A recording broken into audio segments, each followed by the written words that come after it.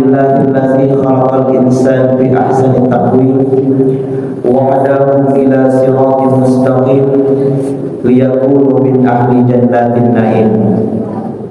Allahumma salli ala sayyidina Muhammad wa ala ali sayyidina Muhammad.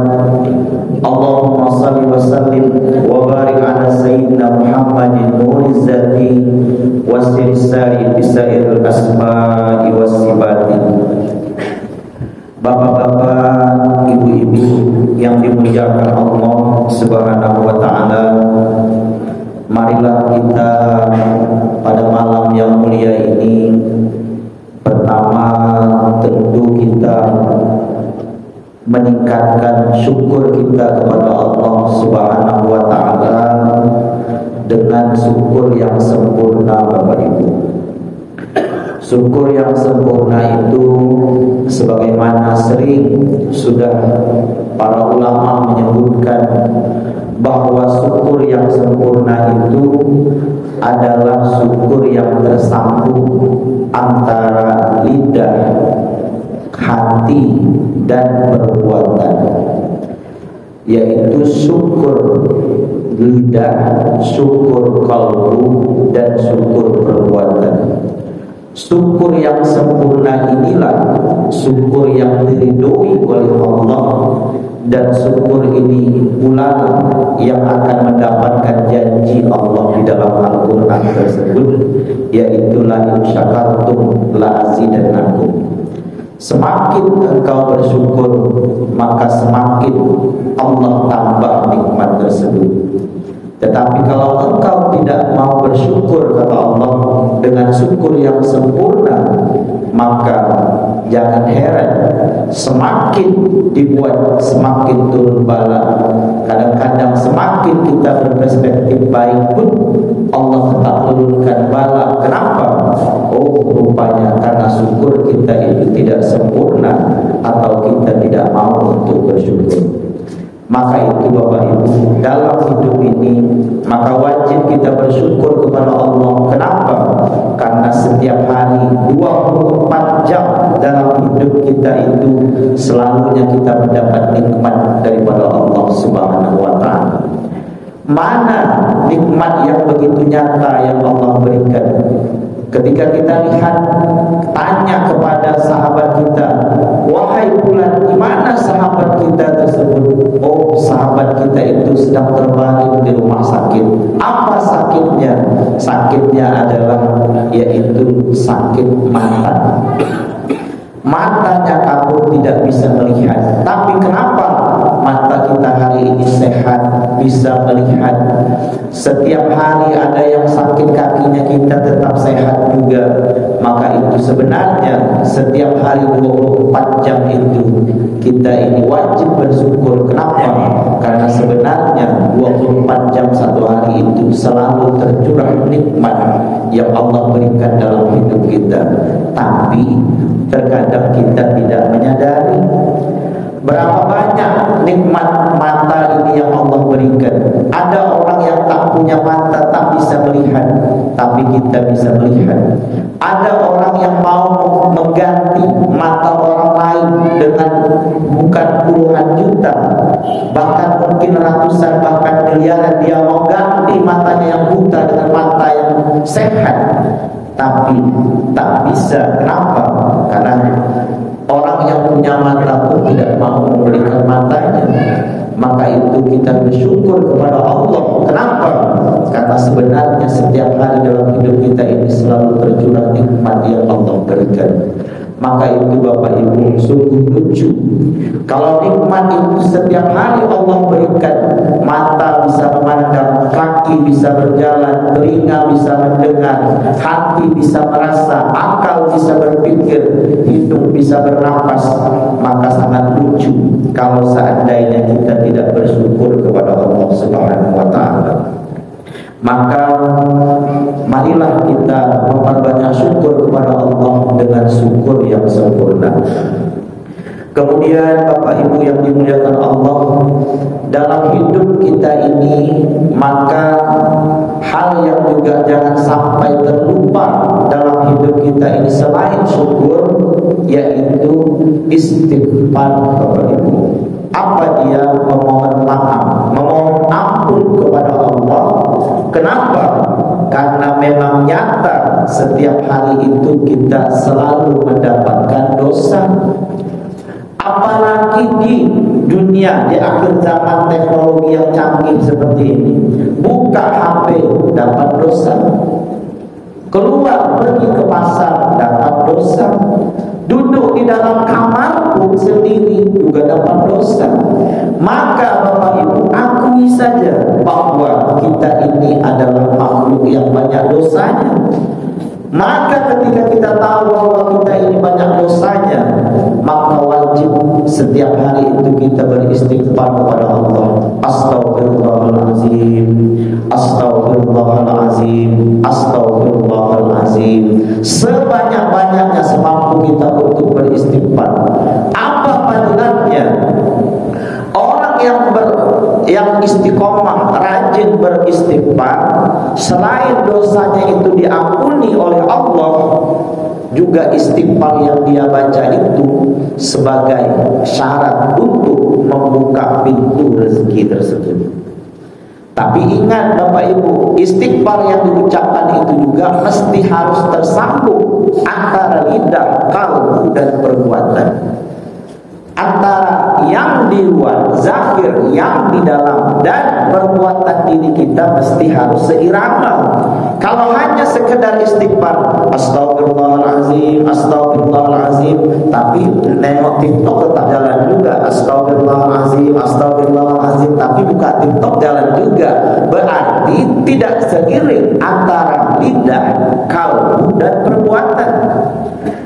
Sebagaimana tadi syukur itu mesti harus tersambung antara lidah, kalbu, dan perbuatan, istighfar kita itu pun juga sama.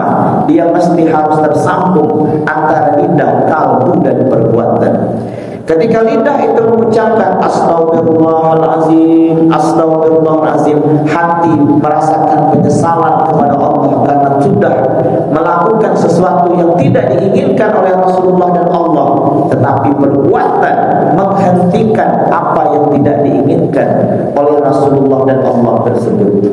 Maka ketika istighfar itu tersambung antara lidah, kalbu, dan perbuatannya, maka saat itu Allah ridho kepada dirinya. Ketika Allah ridho pada dirinya, maka Allah hapuskan dosanya. Dan panggilan yang kedua, ketika dia banyak beristighfar, maka istighfar itu bisa membuka pintu rezekinya.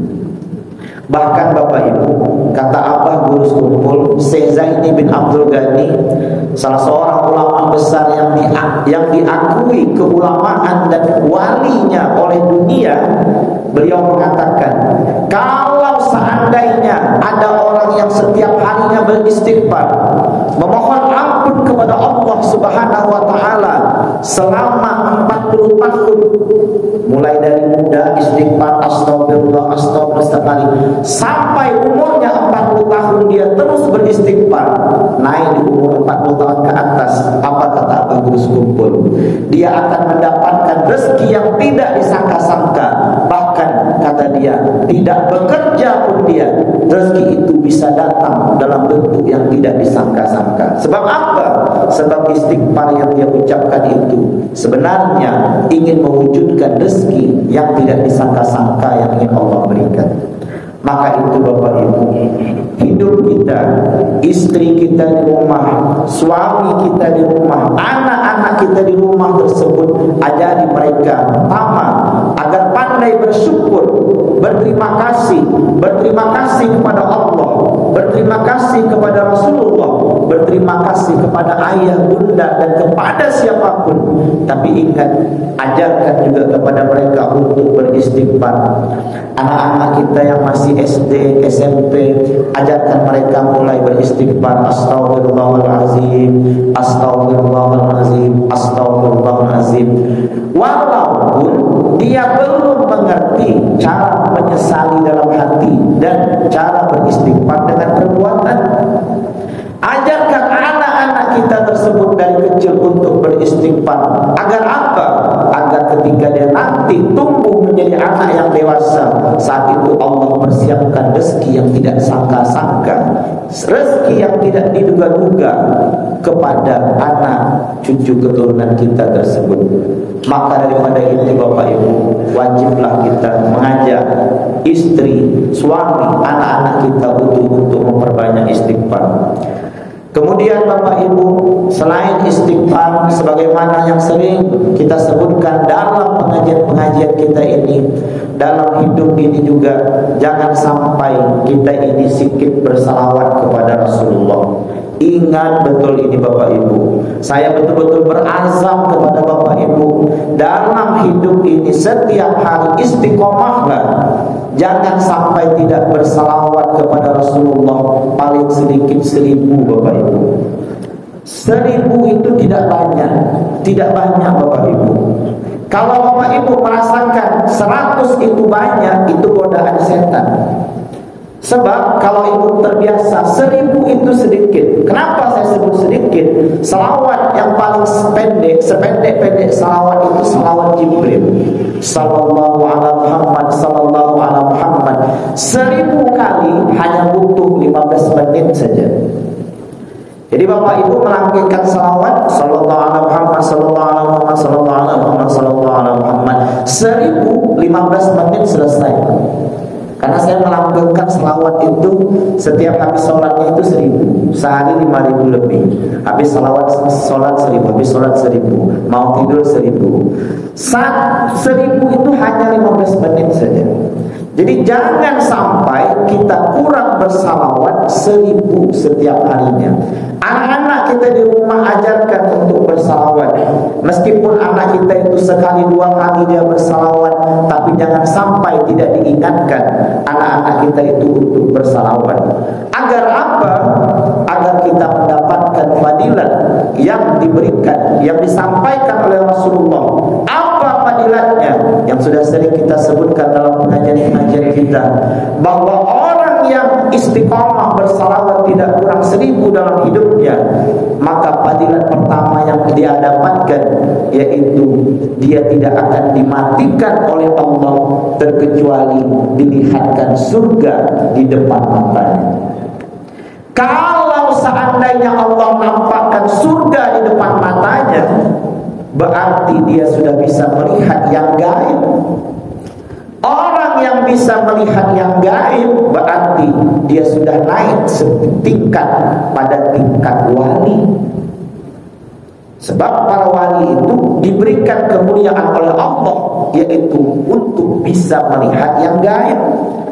Orang yang istiqomah salawat 1000 tidak kurang setiap harinya, maka dia tidak akan mati terkecuali kata Rasulullah dia akan dilihatkan surga oleh Allah di depan matanya.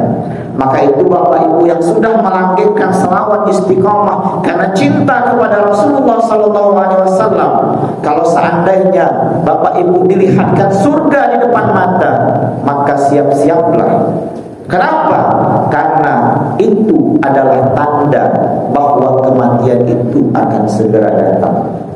Jadi fadilat pertama, ke orang yang istiqomah salawat 1000 tidak kurang 1 hari, maka dia insya Allah akan dilihatkan oleh Allah surga di depan matanya. Artinya apa? Artinya dia dinaikkan tingkatnya menjadi tingkatan wali. Artinya apa? Berarti dia punya tempat di dalam surga tersebut. Hebatnya Bapak Ibu. Lalu kemudian fadilat yang kedua, orang yang istiqomah bersalawat tersebut ketika dilihatkan surga di depan matanya, dilihatkan surga di depan mata itu adalah tanda bahwa kematian itu akan segera datang. Maka itu saya berazam betul kepada Bapak Ibu, ajarkan suami kita di rumah, istri kita di rumah, anak-anak kita di rumah agar memperbanyak selawat dalam hidup setiap harinya. Agar apa? Agar kita mendapatkan fadilat sebagaimana yang dikabarkan oleh Rasulullah sallallahu alaihi wasallam. Bapak Ibu yang saya muliakan, orang yang cinta kepada Rasulullah sallallahu alaihi wasallam itu sungguh mulia Bapak Ibu.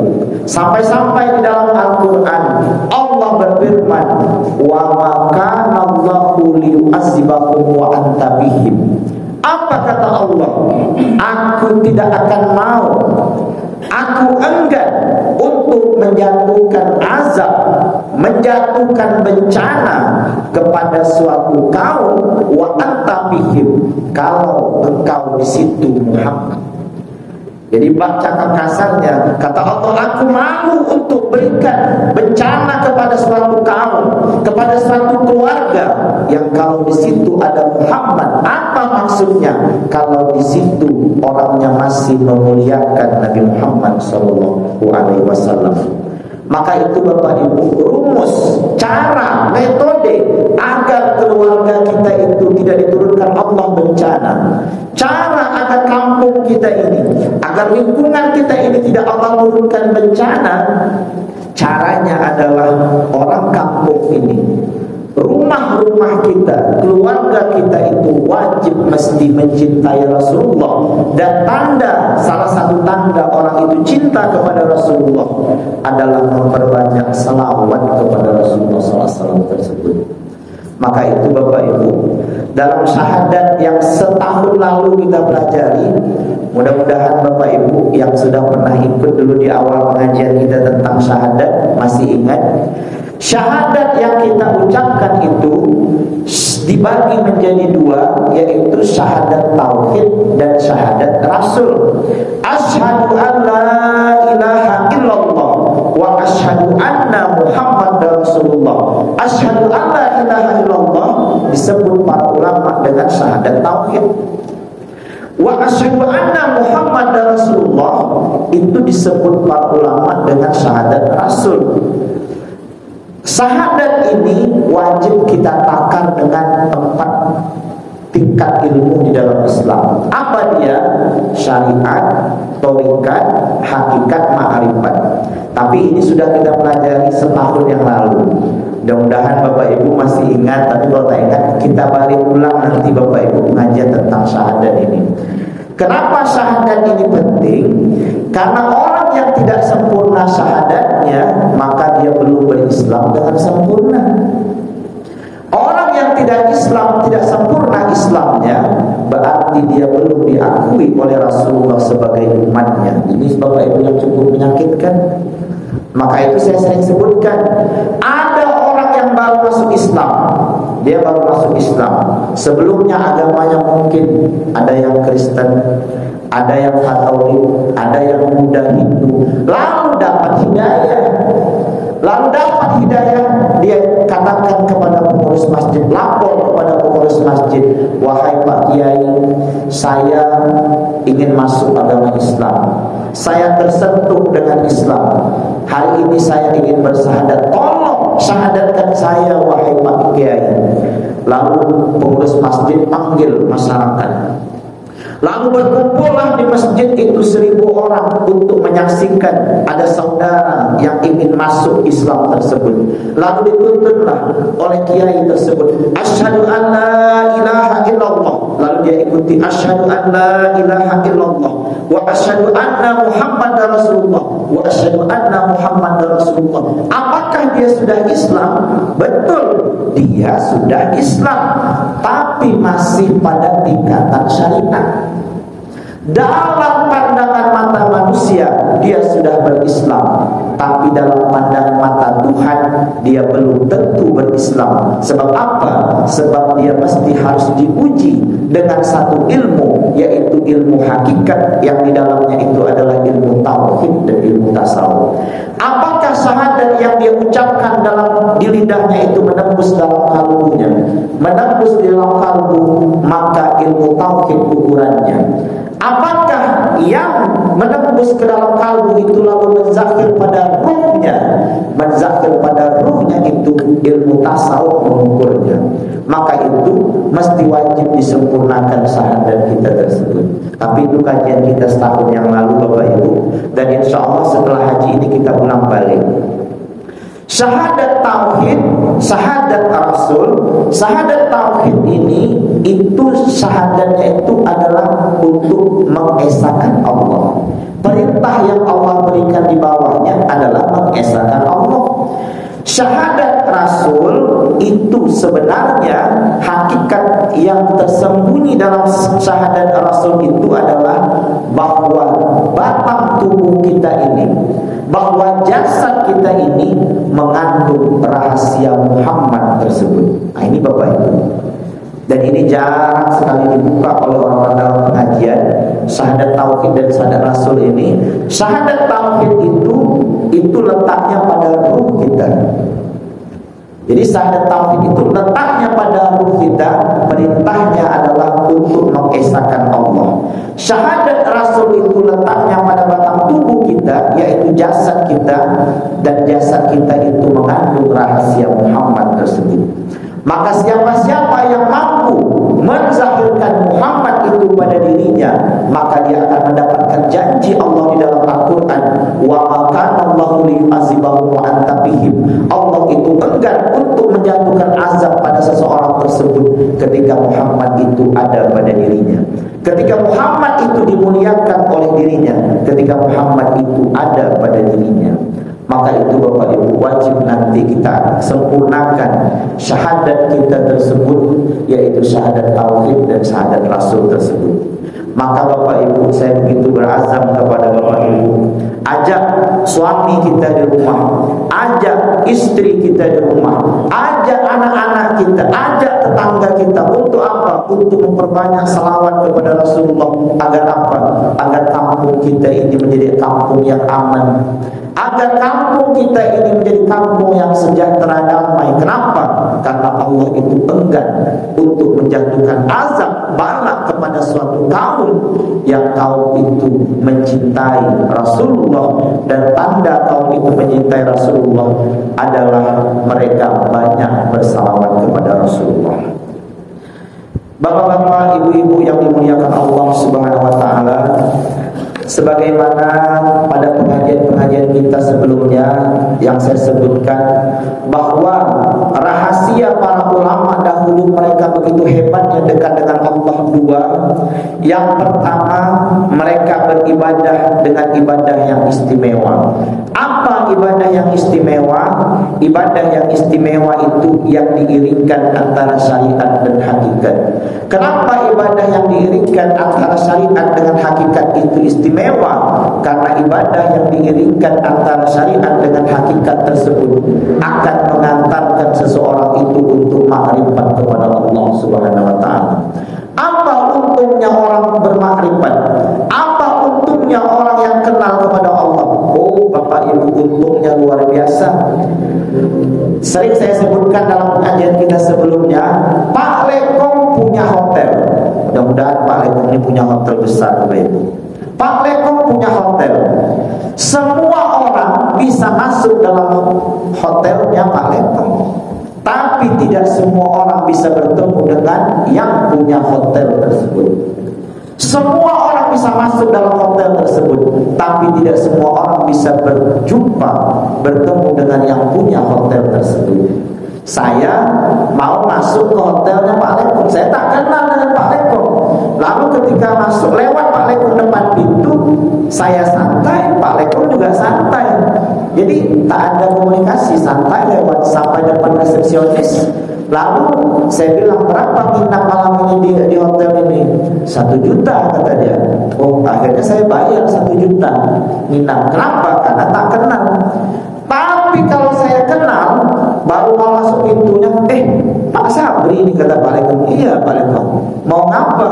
Mau nginap malam ini di hotel ini. Oh, kata Pak Lekong, hotel ini punya saya, tak usah bayar lagi, kata Pak Lekong, karena kita kan kawan, kata dia. Akhirnya tak bayar. Kenapa? Karena kenal. Maka begitu hebatnya orang yang kenal tersebut, begitu beruntungnya orang yang kenal tersebut. Maka nanti, ketika nanti di akhirat nanti, di yaumil kiamah nanti, ketika semua orang berkumpul dengan membawa kesalahan dosanya masing-masing, maka orang itu meminta bantuan kepada orang-orang suci agar dimintakan ampun kepada Allah. Datang kepada Nabi Adam, Adam tidak sanggup karena Nabi Adam pernah buat salah dalam hidupnya. Datang kepada Nabi Musa, Nabi Musa tidak sanggup, malu untuk bertemu dengan Allah. Kenapa? Karena Nabi Musa juga pernah buat salah dalam hidupnya. Datang kepada Nabi Ibrahim. Nabi Ibrahim juga tidak sanggup, malu kepada Allah karena dalam hidupnya pernah berbohong 4 kali. Maka orang-orang satu-satunya manusia makhluk yang dia tidak malu untuk bertemu dengan Allah karena dia suci zahir batinnya adalah Nabi Muhammad SAW. Bayangkan ketika di yaumil kiamah nanti, ketika lewat Rasulullah itu di depan mata kita, tapi kita santai saja karena kita tidak kenal dengan Rasulullah. Alangkah ruginya kita, Bapak Ibu. Dengan Rasulullah tidak kenal, begitu ruginya. Apalagi tidak kenal dengan Allah, lebih rugi lagi, Bapak Ibu. Maka itu orang yang makrifat itu adalah orang yang sangat beruntung. Maka itu saya sering sebutkan contoh kepada Bapak Ibu. Ketika saya sebutkan harimau, ketika saya sebutkan kata harimau, kenapa Bapak Ibu tidak takut? Tidak ada yang lari, tidak ada yang bergetar, karena saya menyebut nama. Tapi kalau Bapak Ibu ketemu dengan yang punya nama, tak perlu sebut namanya pun Bapak Ibu akan ketakutan, akan bergetar. Kenapa? Karena bertemu dengan yang punya nama. Coba aja kalau tak percaya. Sini berani kita harimau sampai di hutan baru melihat tak sebut namanya lagi sudah kita takut. Kenapa? Karena bertemu dengan yang punya nama. Kalau saya bilang api, kenapa antara Bapak Ibu tidak ada yang panas, tidak ada yang terbakar? Karena saya sebut nama. Tapi kalau Bapak Ibu berjumpa, bertemu dengan api tersebut, bahkan tidak perlu sebut namanya, Bapak Ibu akan terbakar, akan panas. Kenapa? Karena bertemu dengan yang punya nama. Maka itu Bapak Ibu, wajar sekali ada orang yang mengucapkan lidahnya Allah, Allahu Akbar, tapi sedikit pun tidak ada getaran dalam hatinya. Kenapa? Karena dia menyebut nama, tetapi tidak kenal kepada yang punya nama dan tidak pernah berjumpa kepada yang punya nama tersebut.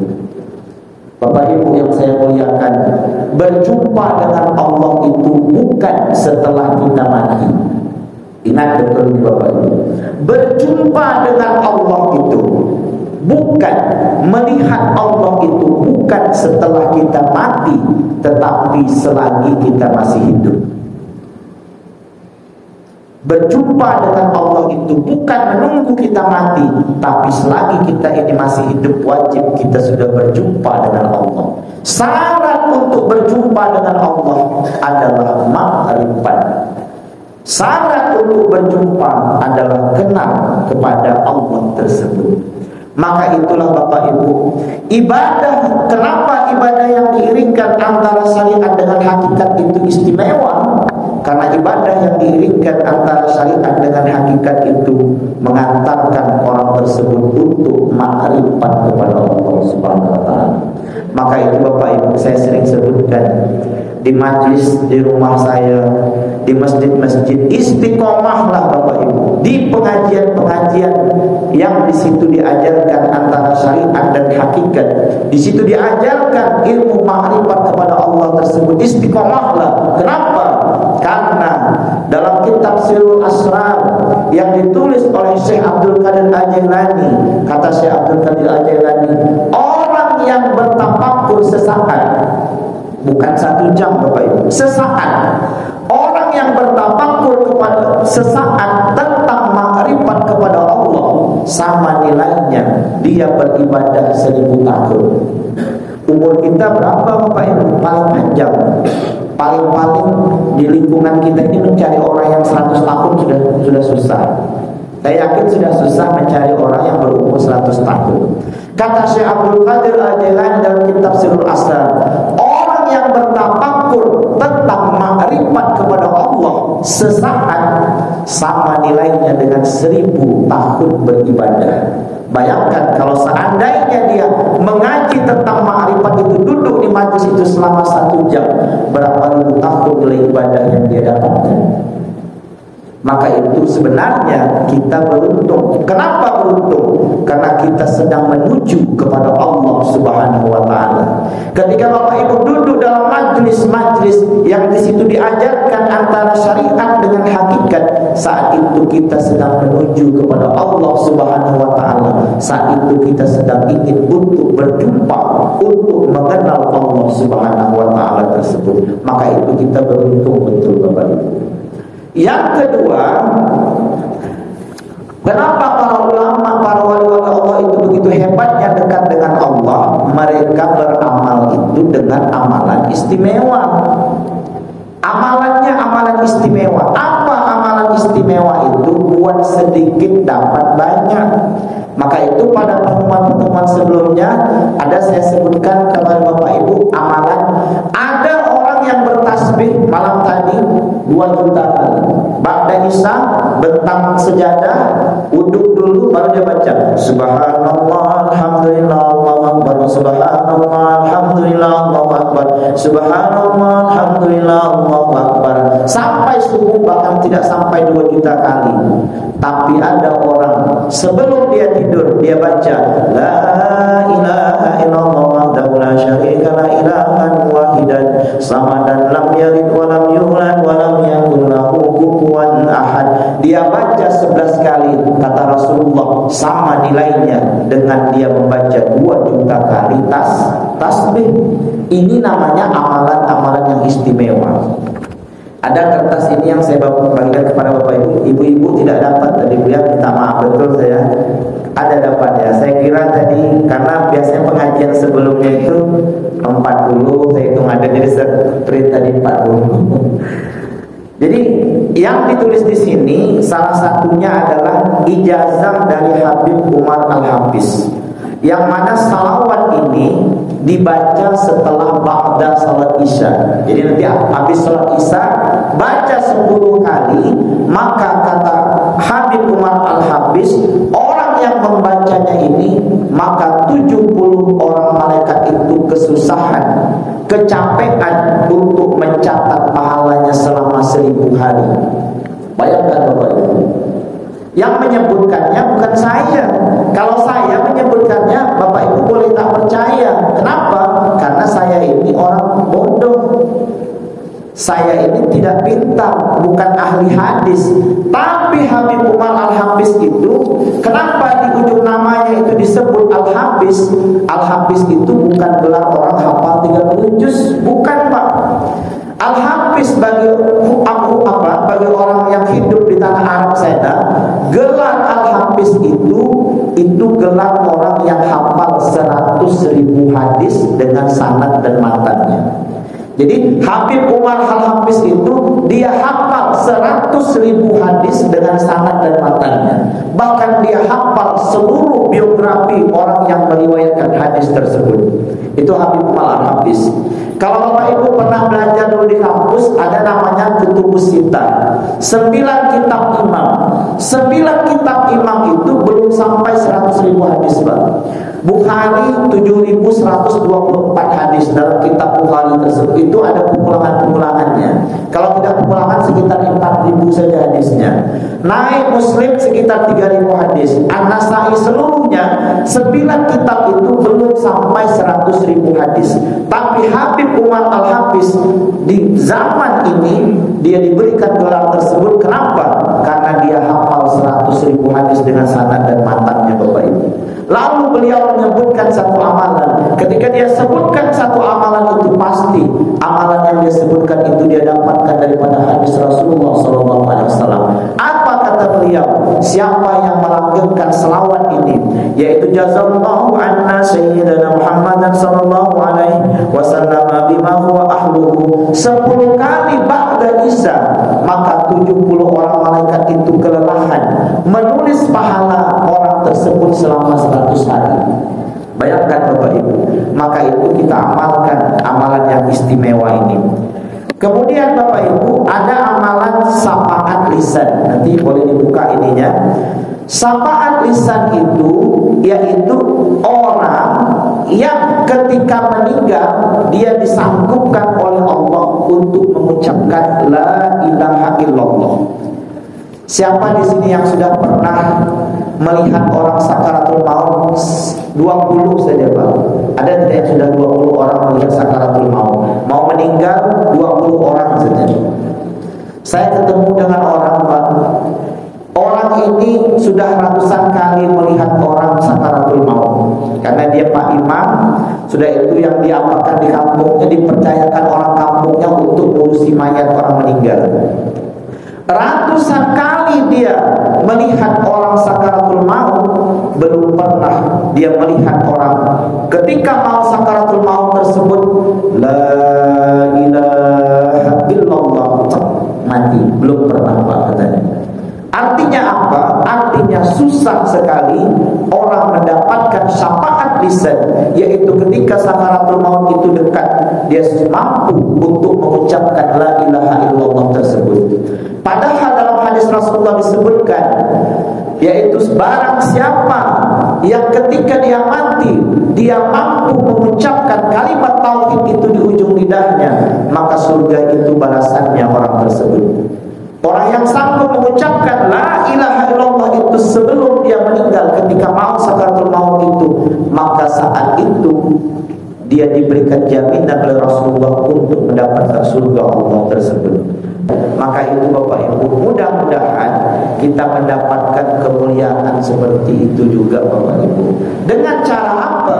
Dengan beribadah yang istimewa, yaitu diiringkan antara syariat dengan hakikat, dan beramal pun dengan amalan yang istimewa.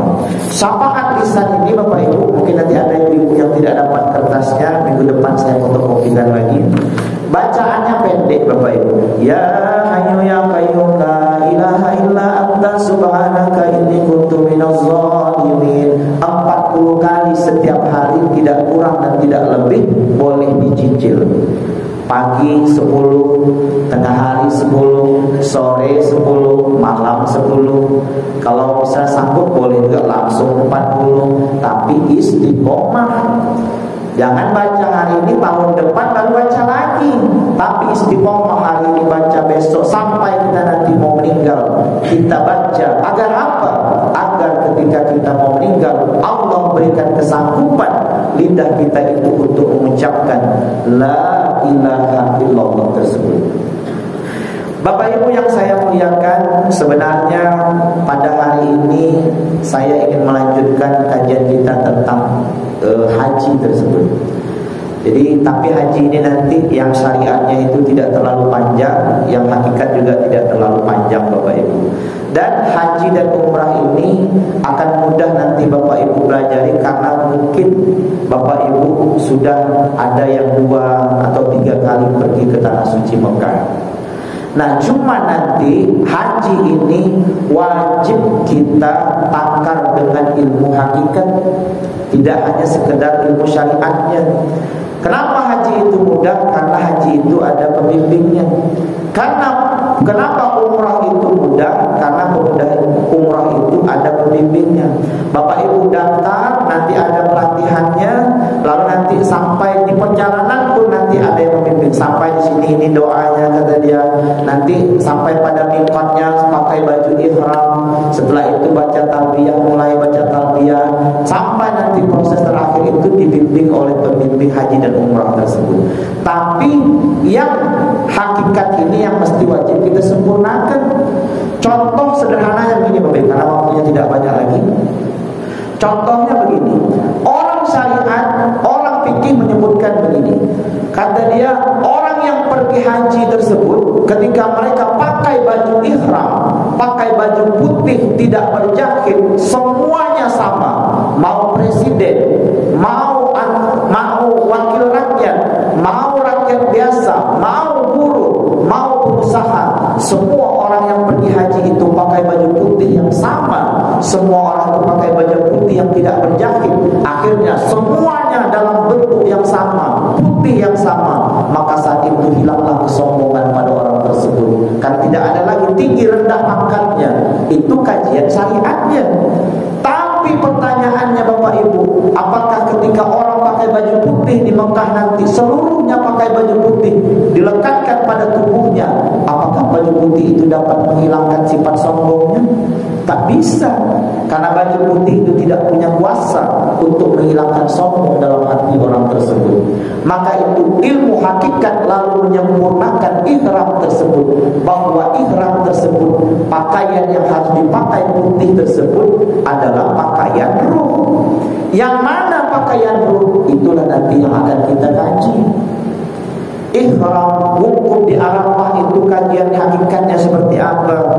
Sa'i itu nanti di dalam kajian hakikatnya seperti apa? Melempar jumrah tersebut kajian hakikatnya seperti apa? Maka yang hakikat inilah yang wajib kita sempurnakan. Sebab kalau seandainya syariat saja kita bawa untuk pergi haji tersebut, maka sebenarnya kita tidak mabrur atau kita ditolak oleh Tuhan secara hakikat. Secara syariat kita diterima, tetapi secara hakikat kita belum mabrur. Contoh misalnya Bapak Ibu, ada rumah si tuan kaya yang besar, ada si tuan kaya punya rumah yang besar. Saking besarnya rumahnya itu, rumahnya berhektar-hektar. Di dalamnya ada kolam renangnya, di dalamnya ada makanan, buah-buahan dan lain sebagainya. Lalu lewat seorang pemuda ingin masuk ke dalam rumah tersebut. Apakah pemuda itu bisa masuk? Oh, tak bisa. Kenapa? Karena pemuda itu belum lagi menjadi hamba sahayanya si tuan kaya. Ketika pemuda itu menjadi hamba sahayanya si tuan kaya, barulah pemuda itu bisa masuk ke dalam rumah tersebut menikmatinya. Ada orang ingin pergi haji dan umrah, kalau belum dia sampai pada tingkat hamba sebenar-benar hamba, maka dia masuk ke tanah suci Mekah itu, dia belum diterima secara hakikat. Maka itu orang yang ingin pergi haji wajib dia sampai pada tingkat kehambaan. Bagaimana tingkat kehambaan? Insya Allah pertemuan selanjutnya itu akan kita bahas. Siapa sebenarnya hamba Allah tersebut? Apakah kita ini sudah betul menjadi hamba Allah? Apa ukuran kita ini disebut sebagai hamba Allah? Maka itu insya Allah, karena waktunya sudah selesai, insya Allah pertemuan akan datang kita akan lanjutkan siapa sebenarnya hamba Allah sebelum nanti kita masuk kepada haji secara hakikat tersebut. Bapak Ibu, mungkin inilah yang dapat saya sampaikan pada kesempatan kali ini, karena memang waktunya tidak banyak Bapak Ibu, antara maghrib dan isya. Jadi kita insya Allah nanti beransur kita menyelesaikan haji ini. Terima kasih banyak Bapak Ibu, mohon maaf. Assalamualaikum warahmatullahi wabarakatuh.